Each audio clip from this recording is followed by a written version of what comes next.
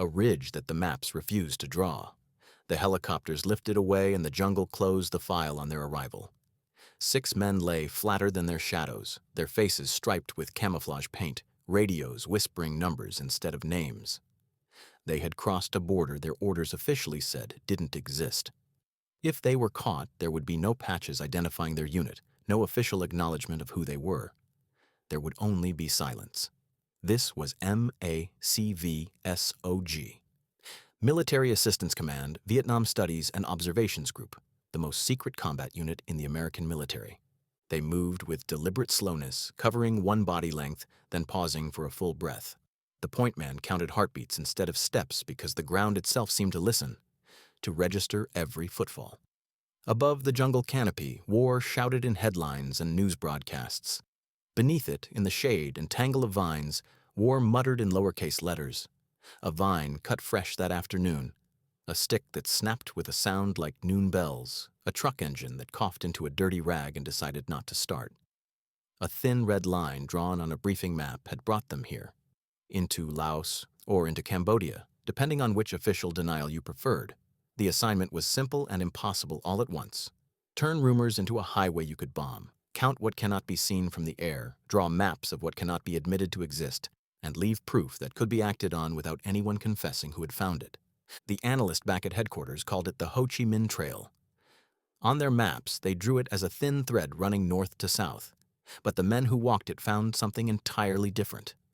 They found a system, a moving city under leaves. Switchbacks were chiseled into wet mountainsides with engineering precision. Road chokes were hidden beneath braided nets that matched the canopy. Guide stakes were brushed with paint that only red light could reveal.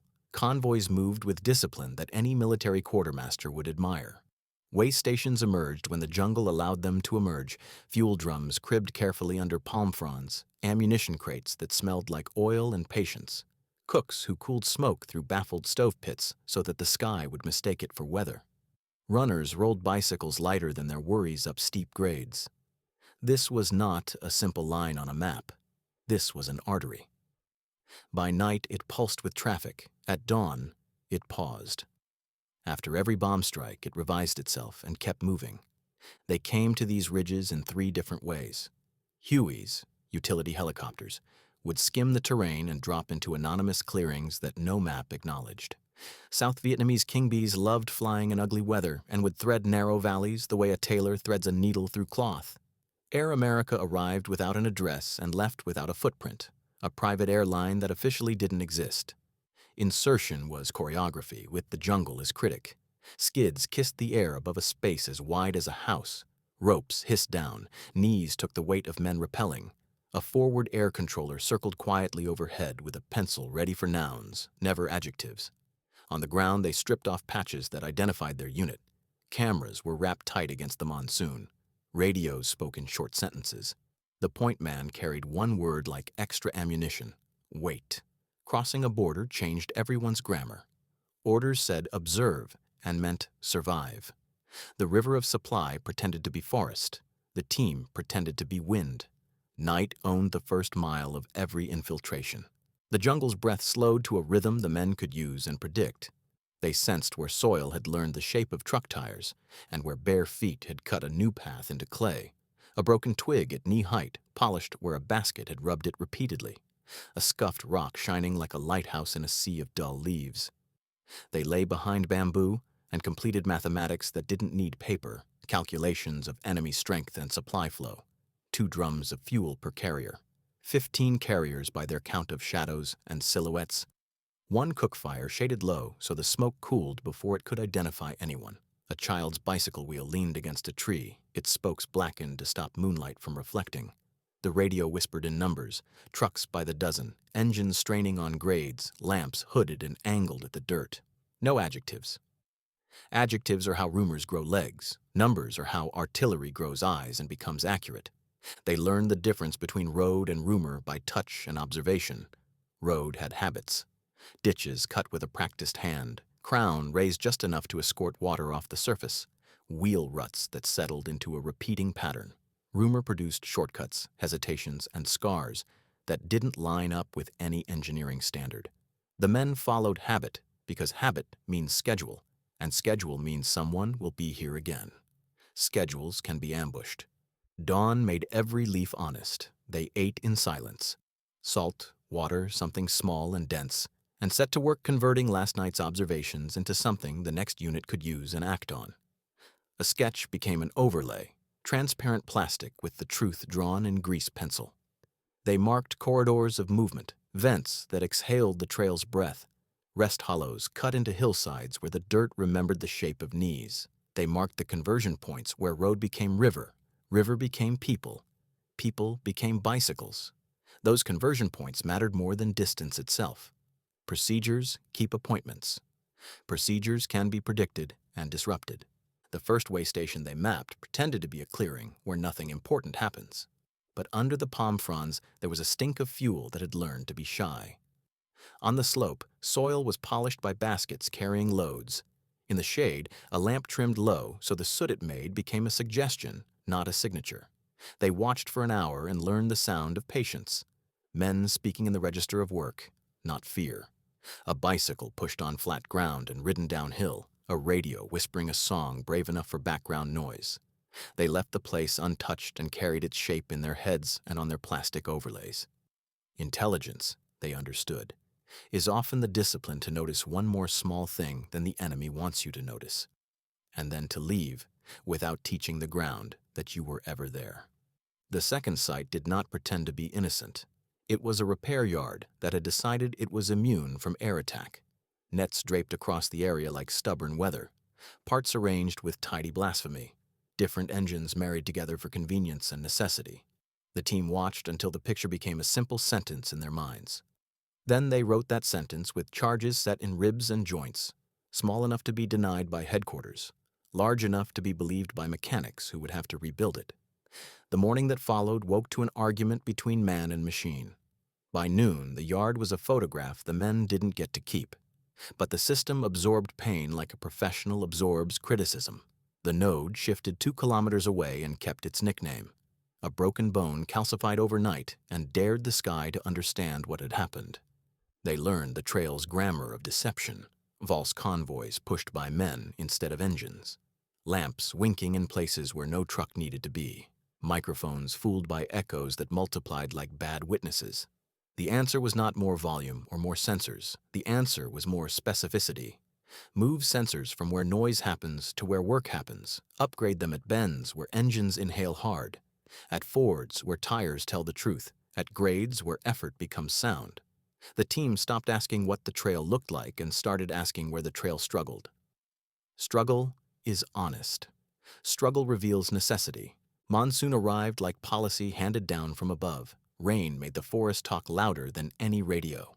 Trails turned to ropes of mud that remembered each footfall with a personal grudge. The men cut their pace into halves and quarters because rushing is how you donate evidence to the enemy. Water made decoys honest, and honest things look like tricks. A washed-out bend revealed the ribs of a culvert. A culvert meant engineering. Engineering meant priority. The plan shifted. Strike when the culvert is dry and men are lazy and predictable. Watch when the culvert is flooded and men are desperate. Rivers taught patience to explosives and excitement to reconnaissance. The team learned to love mornings when every leaf had the same humility. They borrowed the senses of insects to understand what was happening. When cicadas stopped singing, the forest had been interrupted by something those insects did not like: exhaust fumes, movement, pressure. When frogs started singing after an airstrike, the water system had recovered enough for men to push carts again. A boy's cough at midnight carried farther than boots at noon. The team leader, on the radio simply read, treated the jungle like an instrument panel. He could hear when a valley tuned itself to trucks and when it tuned itself to something else. He could smell when a cook used too much lamp oil or when a medic rinsed a basin with boiled water. He could spot the difference between people traveling and people working, and a logistics war is won by interrupting work, not travel. Back at a place without an address on any map, patches stayed in drawers, reports wore redactions, entire sections blacked out. Nouns disappeared under black ink. Only verbs survived, observed, counted, exfiltrated. Flight hours turned into paperwork that could pass a cynical audit. Officially, no one crossed borders. Unofficially, photographs kept confessing what had been seen. A track that hadn't existed yesterday now cratered with the impact of precision strikes. A net that once breathed learned to stop. Secrecy wasn't a virtue in this work, it was a tool. It protected what it could and neglected what it couldn't reach. The men who worked beneath its shade learned to forgive the difference between what was acknowledged and what was real, and they kept their maps honest even when their official reports couldn't be. They lost friends and learned new rituals to survive the loss. A king bee fouled by weather when rain stopped meaning rain and started meaning policy. A team that called in airstrikes on its own perimeter because choice had left the building. Reports said engaged, evaded, extracted, and the margins swallowed the real bill. The living kept doors open and chose chairs that turned exits into options. Laughs ended early to save oxygen for vision. Hands shook only when they were empty. The world called it temperament. The men called it procedures surviving peace. At night, old math came back. Air, width, exit, load. Reset became a skill you could teach and learn. Sit up. Feet to floor. Name 5 solid things. Count breaths on the neck. You are above. The tunnel is a place, not a time. They rehearsed extraction as a promise that helicopters kept carefully and with precision.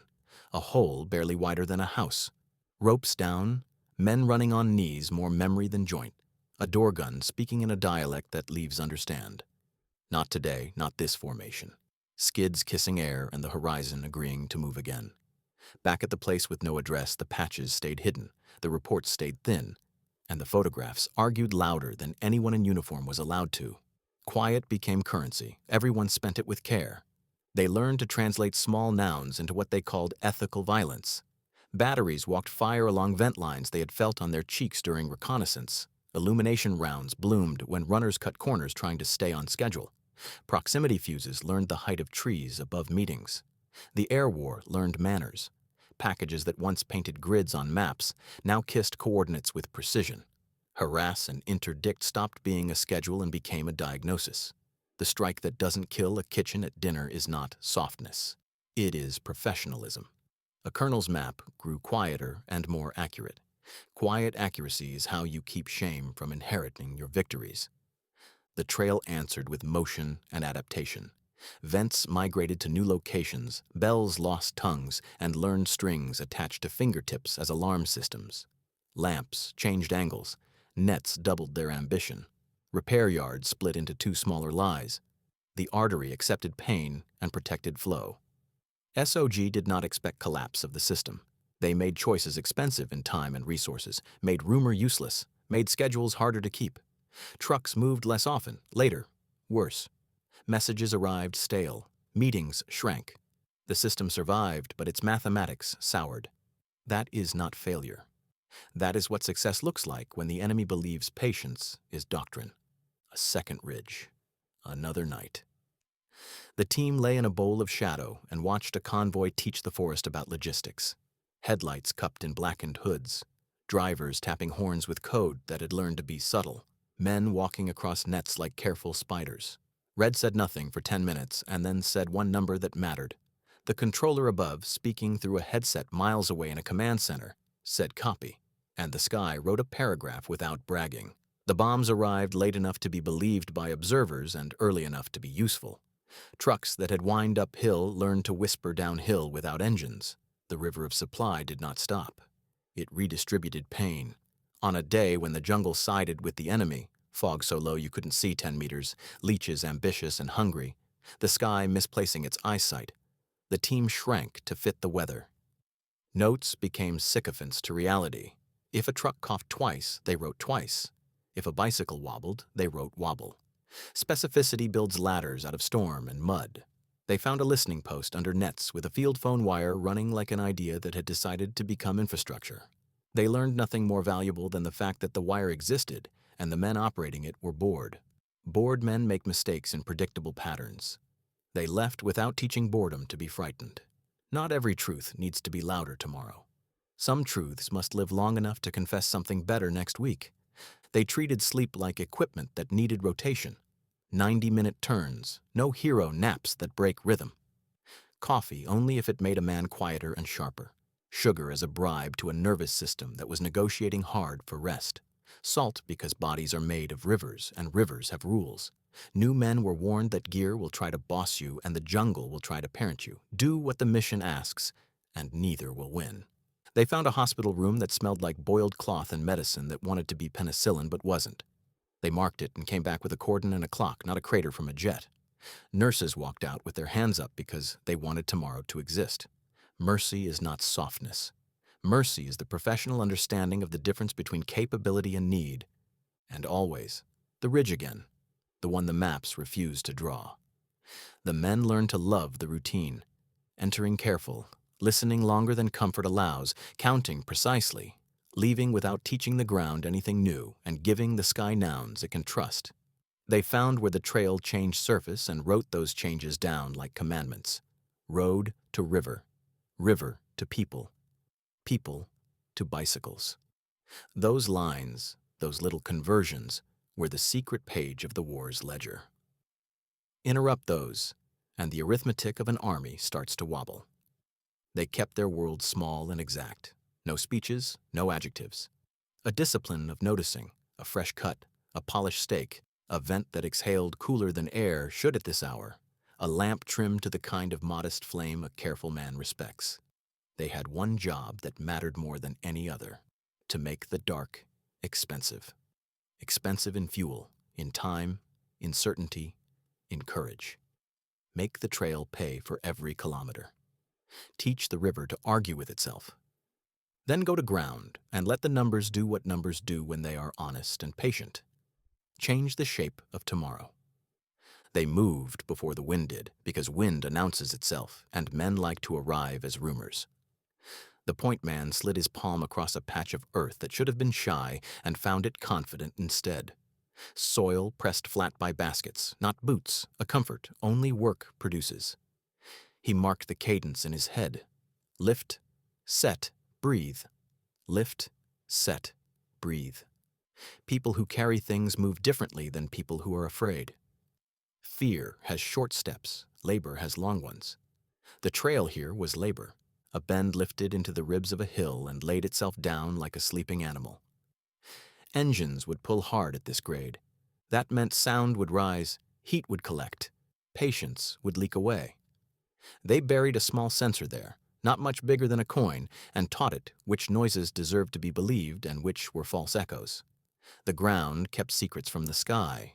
The ground told the truth to anyone willing to listen the right way. They crossed a creek that spoke too loudly for its size.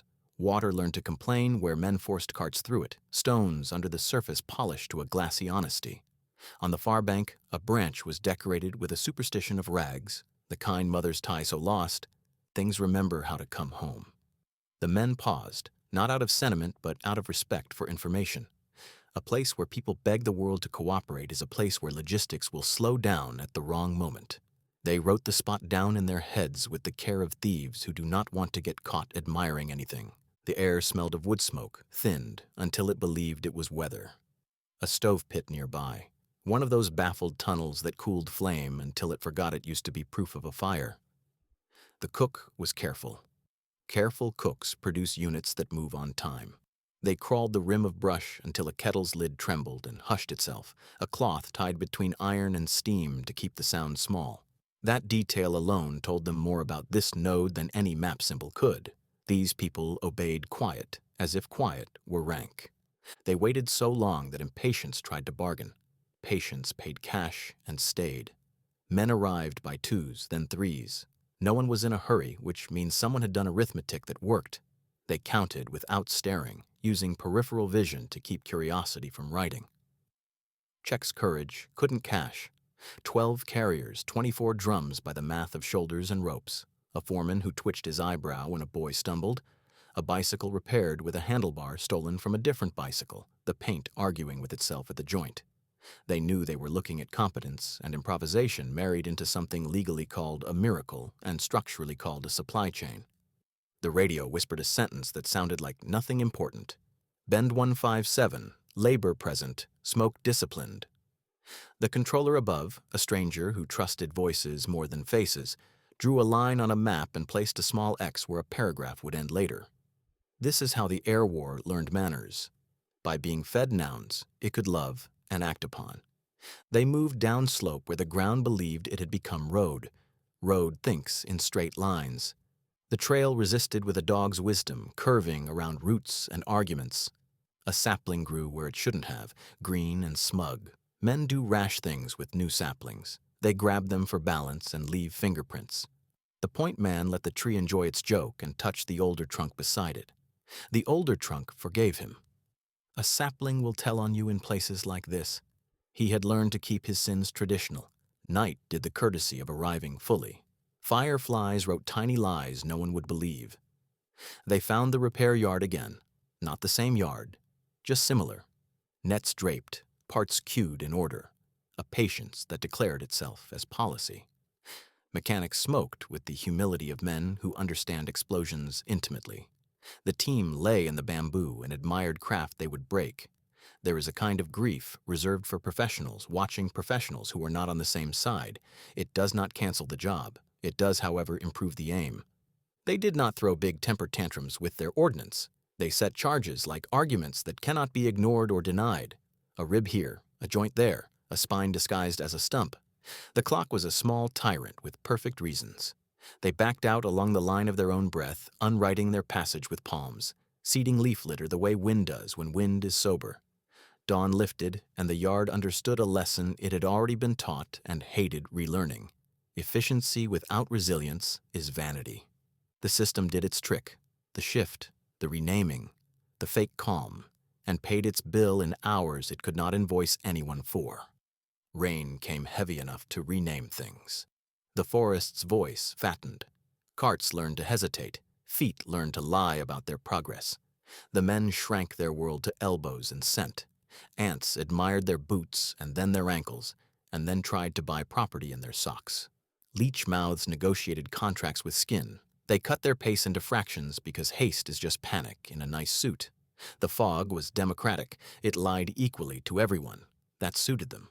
They liked equal opportunity confusion. Confusion made people speak with habits rather than plans. Under bamboo, Red showed the new man how to listen through mud. Place 2 fingertips in the slurry and wait for the low tremor that travels through wet earth when rubber rolls on rope bridges. Do not pretend you can hear trucks. Admit you can hear the work trucks require. The new man tried. At first he heard his own hunger. Then he heard the river. Then, ashamed, he heard everything at once and nothing in particular. Red tapped the ossuary of scars along his wrist and said, "You get good when the world bores you." The new man understood enough to be patient with his ignorance. That is how professionals are born. They crossed a rock formation that remembered more weather than men. From its low crown, just for a moment, the trail revealed its politics, multiple strands running in parallel like a braid, switchbacks that flowed into each other without admitting direction, resting bays tucked under canopy where nets breathed on their own schedule. The team mapped it in silence because words are expensive when vision is honest. One strand glistened darker, fresher cuts, more foot oil, fewer leaf falls. That would be where the next convoy preferred to move. Preference is the part of logistics worth ambushing. Back in the low ground, they found an old French culvert that had learned Vietnamese grammar. Stone arches patched with pieces of history, a pillbox door, a schoolhouse lintel, a prayer tablet scraped of names. Water sang hymns that had learned to be secular. A culvert is an organism. It eats flood and excretes schedule. They marked it with a respect usually reserved for living things. The decoys improved over time. Echoes were trained like dogs, sent to fetch bombs from empty places. Nets were painted in pallets that borrowed from 10 different plants, each leaf a lie with a graduate degree in camouflage. The men responded by abandoning the ambition to catch trucks in the open. Open wants to be a stage. Theater breeds stories, and stories breed recruitment. The trail never plays on a stage when it can whisper backstage. So the team chose the long game. Frustrate repairs, delay transfers, make tools walk where they shouldn't, make men carry what wheels prefer, force schedules to apologize to themselves. A village presented itself, polite and tired. Chickens performed their small committee work.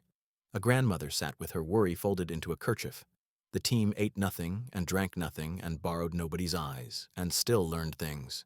Children avoided a square of dirt with theatrical nonchalance. The square was wrong. A pig nosed at a patch near the fence, and the owner chased it off faster than fear deserves. Under that patch, likely a vent that had learned to smell like pig shit. Vents love hosts the world already agrees to ignore. They moved on before gratitude could trip anyone. War robs people of enough. You try not to take their pride as well. A night later, in a gully that had memorized too many boots, a voice rose from ahead speaking the bland syllables of men who expect to be obeyed.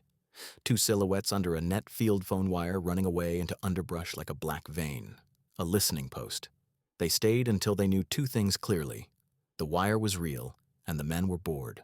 Bored men make mistakes in predictable shapes. Predictability is the recon man's favorite resource. They left the place intact. Let boredom live a little longer until it confesses something larger for free. They reached a ridge where wind tested its confidence. On nights like this, the jungle gossips, carries sound in unexpected ways.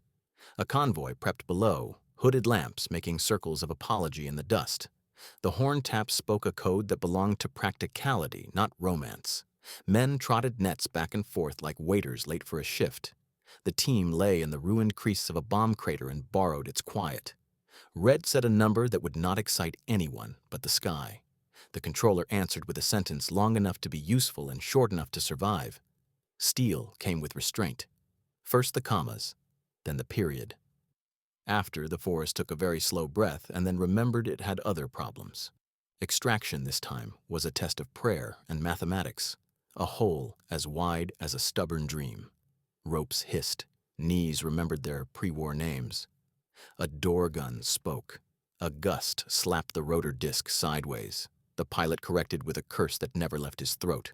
The skid kissed air and then a branch and then grace. Up they went into a ceiling of weather that didn't approve of helicopters. The crew chief grinned the grin men use when they have just not died. On the ground below, the trail reset its jaw. Back at the addressless place, quiet reasserted jurisdiction. Patches didn't move. Pens did. The overlay grew another layer like an old city map that refuses to be retired. Vent here, grade there. Culvert ribs exposed after rain, listening post with honest boredom. Repair yard relocated but still believes in itself. Each noun a lever, each lever an economy of force. The colonel's wall map, once a splash of optimism, now a quiet instrument tuned to nouns. Quiet instruments save lives. Days later, they went deep along a finger ridge that pointed like an accusation. The jungle smelled of iron and a species of mold that prefers authority. They followed a set of parallel footpaths that widened and narrowed like lungs breathing. One path carried small feet, many of them. School or market, either way it meant morning traffic. The other path carried fewer feet with heavier intent. Weapons or tools, evening traffic. Logistics breeds ritual. Ritual predicts arrival. Arrival can be redirected. They laid no mines because they did not trust mines. Mines are loud when the wrong person meets them and mute when justice applies. Instead, they chose time as their weapon. They left the smallest truth just off the heavy path. A little cut sapling, a tiny shift in a rock's angle, a thread of cloth that did not belong. These are not traps. These are polite invitations for an enemy to search the wrong place for an hour. An hour is a convoy's rations of luck. Rain took a sabbatical. Heat arrived with ambition. Air thickened until thought had to swim. They paced themselves with the indignation of men who do not accept nature's terms at cost. Salt tablets and 2 small sips from a canteen lid. Sugar smudged on the tongue. No jokes, no prayers, just method and discipline. They passed a place where ground had learned the habit of being floor flat even. Promising. Promises are expensive underground. In the open, they are also risky. They went around the promise and found the edge of a canvas that wished deeply to be a leaf. Netting. Camouflaged concealment. They smiled like men who had caught a magician repeating a trick. They watched repair crews repurpose the ribs of a bus into a bridge. The welds were ugly and sufficient. A boy held a shade against the sun so the welder could see, his arms trembling, his mouth stubborn. The team did nothing. You do not interrupt a man teaching a river to accept steel. You take note of where the river will forget later that it owes him. They wrote the location down with charity and precision, then left it alone for now. Not every lever gets pulled immediately. Strategy is a savings account. Secrecy kept insulting truth, and truth kept forgiving secrecy because both worked for the same employer. The men told the story upstream in a dialect that sounded like receipts. Bare facts, numbers, coordinates. The photographs told it in a dialect that sounded like guilt. Somewhere far away, a staff officer rewrote a plan with fewer adjectives and more white space, and a platoon that would never know these 6 men existed slept an extra hour because artillery started talking like a librarian instead of a drunk. They reached a valley that produced echoes with unusual appetite. Every cough came back with a plus sign. This is where microphones retire and patience applies for overtime. They ceded nothing here. They abandoned technology in favor of discipline. The point man counted the interval between frog calls twice and declared the valley a liar. They skirted it the way sailors skirt reefs drawn by cartographers who were very brave and often wrong. At last light, they crawled into a thicket that smelled like old rope and new fear. Far below, a convoy rehearsed its reason for existing. Headlights blinked like a language grown in the dark. Men moved with the quiet competence of people who believe tomorrow will require them as much as today did. Red whispered a correction to the last mission's assumptions. The controller scribbled an amendment. The sky listened like a good student. Steel arrived on time and with excellent posture. They stayed longer than policy loves. The exit route was a question with several unflattering answers. The squad leader split the column into patience and faith. Patience crawled left along a terrace that believed it was a balcony. Faith crawled right into a ditch that thought it was a hallway. Both groups met where the map would have drawn a kiss if the map had been present and literate. They moved together through vines that insisted on ownership and rocks that argued lineage. When the LZ finally admitted it could host a helicopter, the wind behaved, and the machines did what machines do when humans have earned their cooperation. Up, away, out. On board, nobody spoke for a full minute because gratitude prefers silence to superstition. They came home to the ritual of non-celebration. Boots on racks, mud given a small funeral on concrete, hands washed without joy or commentary, pens unsheathed. The overlay gained a layer, switchbacks corrected, waystation hours updated, the culvert annotated with a wise person's warning. Floods change character, not just depth. The wall map in the colonel's room gained a wrinkle of humility. You could feel the change if you stood close enough to the paper, the way paper remembers pressure. Under the sodium glow of lights that pretended to be moons, Red wrote a sentence he'd memorized but never liked. The trail cannot be humiliated. It can be hurt, it can be delayed, it can be made to spend resources, but it cannot be shamed into stopping. That sentence, he knew, was the most adult thing he had learned in this war. He let it sit on the page until the ink convinced itself it belonged. Then he turned off the light and sat with the quiet like an old friend who had not decided to leave yet. He dreamed of the culvert singing, of a boy holding shade for a welder, of a grandmother's kerchief flying away because wind has its own politics. He woke in the dark and put both feet on the floor and named 5 solid things: wall, table, canteen, boot, door. He counted 2 breaths, slow, and felt his spine explain to his heart that today would happen in the correct order. By sunrise, he had forgiven the night for being a museum and returned to work. The next ridge waited, as ridges do, with indifference that feels like honesty. He dropped to a knee and touched the soil. The soil told him the same story it always tells the attentive. I keep records for anyone who reads carefully. He read until the alphabet of distances made sense again, then stood, glanced once at a sky that didn't care, and walked forward the way professionals do, calm, prepared, curious enough to win, not so curious as to die. The work continued. They stepped into valleys that pretended to be empty and discovered they were crowded with decisions. The canopy leaned in, generous with shade and stingy with answers. The ground kept 2 diaries, one for men who hurried and one for men who paid attention. They read the second diary. A vine had been cut clean at wrist height and then tucked under itself the way careful hands do when they don't want to advertise a path. The cut had darkened just enough to confess it was yesterday's work, not today's. Yesterday's work means today's schedule will happen. Schedules are handrails in war. They followed. The work of reading the land, reading the trail, reading the enemy's intentions. This became their only real skill that mattered. They found listening posts under nets with field phone wires running like ideas turned into infrastructure. They marked hospital rooms by their smell and light. They located repair yards by their organized chaos. They tracked convoys by their sound signatures and timing. They recorded it all in overlays and coordinates and numbers and sparse nouns, and always the ridge again. The ridge, the maps refused to draw. They climbed it, knowing what they would find. More trail, more traffic, more logistics to interrupt. They descended it knowing they had made some part of it harder, costlier, slower. Not victory. They understood there would be no victory, just the daily work of making the enemy's math more difficult. By the time they rotated out, the wall map in the colonel's office looked different. It wasn't prettier, it was quieter. The adjectives had burned off. What remained was the skeleton of the thing, where supplies moved, where delays happened, where patience ran out. A map built from nouns and numbers and the hard-won observations of men who had learned to read the jungle better than the jungle wanted to be read. They did not pretend the trail was destroyed. Rivers don't disappear because you throw stones at them. But they had forced it to argue with itself at every bend. Every bend now cost more fuel than the bend before. Every plan now arrived with a limp. Every rumor had to pass through too many honest details to stay healthy. That was the work. It is not photographed in victory parades. It is permanent. The trail kept moving. Vents migrated to new locations, repair yards relocated but rebuilt. Convoys adjusted timing. The system absorbed punishment and healed.